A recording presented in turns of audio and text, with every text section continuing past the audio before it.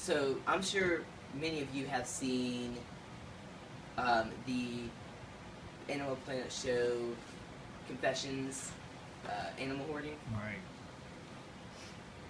I mean, this show shows extreme neglect. So if you haven't watched it, you need to watch it. Tens and hundreds of pets are hoarded every year. Just it keeps growing.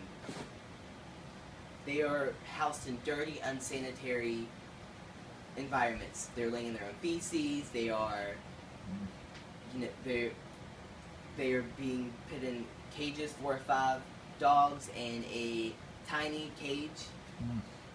I actually rescued a Chihuahua that all of its life, this dog is 5 years old. All of its life, it had been stuck in a carrier, and the carrier was about this size. It's taller, but it was about this size. Could you imagine being stuck in something like this your whole life? I mean, the smell of urine that was coming up this dog, it was sickening. It was sad, and all I wanted to do was cry. But I knew that I had to be strong for that dog. I actually took that dog to the vet, and it actually has permanent skin conditions due to this. And the urine smell will always be on the dog.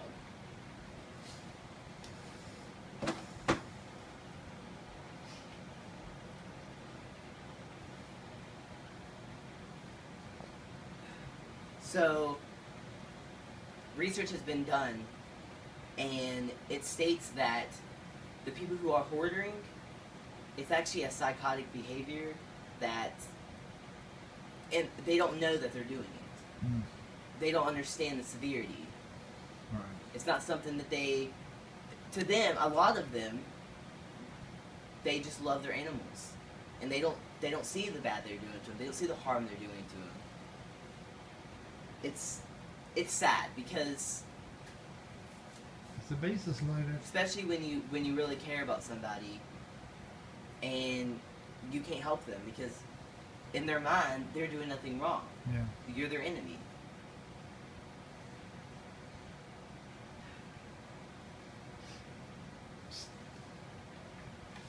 So Dr. Kerry Petronic, researcher of hoarding of animals, has verbally expressed that I'm quoting him. We already organize many kinds of attributes with compulsive hoarding of objects. But the difference is that they are living beings. They are creatures. They're not objects.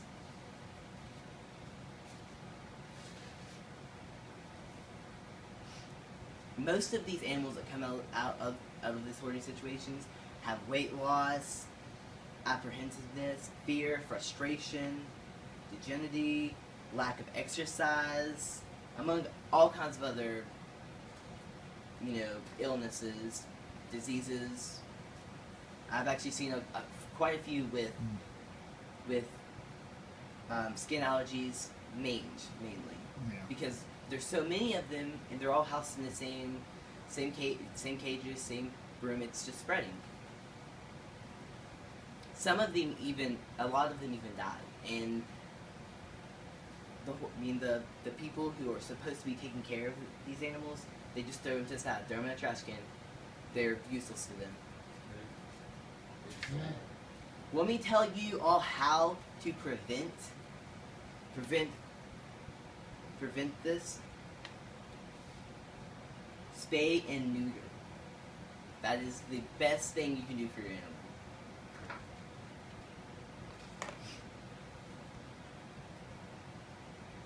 So, me and my mother, we love pets. We love them so much that we actually opened our house to them, to fostering them, helping out, doing whatever we can to help the Kanaka County Humane Society, which has recently turned into a no-kill shelter. I actually am on the board of the shelter, so every time we have a hearing, or I'm there. Euthanasia is not humane, and it's our fault. It's the human race for making money off these pets, or not getting their pets spayed or neutered.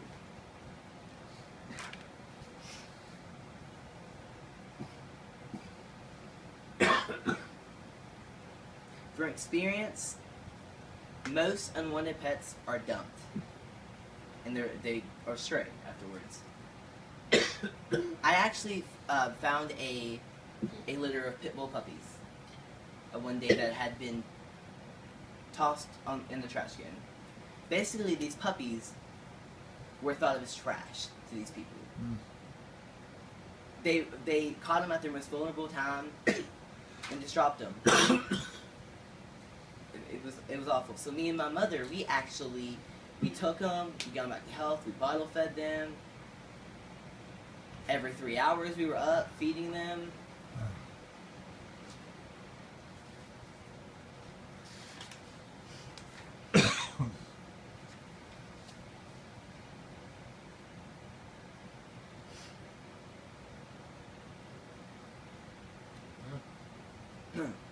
So, if you have any more questions, or if I didn't answer any of your questions, or you would like to see some success stories, I would suggest that you visit adoptcharleston.com, which is the Kanawha County Humane Society's website. They have success stories showing all, people who are very happy with their pets, that they love them, and they're very thankful to the shelter.